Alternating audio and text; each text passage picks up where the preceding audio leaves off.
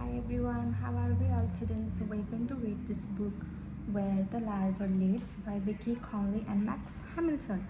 Lyrebird is an Australian bird which has a very small body with long feathers, and lyrebird makes very beautiful sound, but you have to be very quiet so you don't scare them.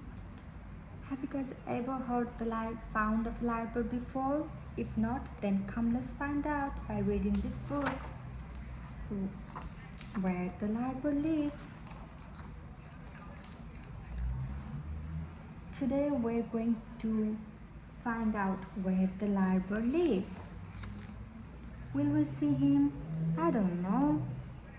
But if we don't tiptoe, we definitely won't. High in the mountains, through the sleepy clouds, deep in the forest, past the chiming birds. Look at the birds.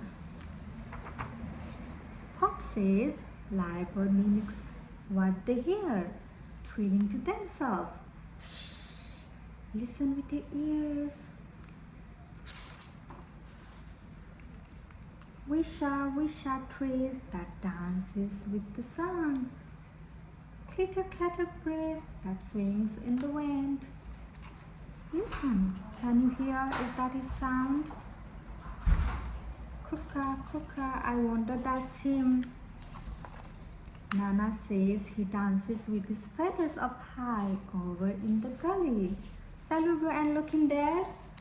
Can you guys see the lyrebird is there behind the Nana? Over the river that babbles like a bird. Down in the gully, past the giant like a ferns. Listen, can you hear? Is that his sound?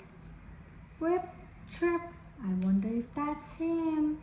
Look at the lyrebird. It's there, behind the bush. And Mama says he drinks at the base of the fall, sipping with his beak. Quick, let's go there. Careful on the log, over the green moss.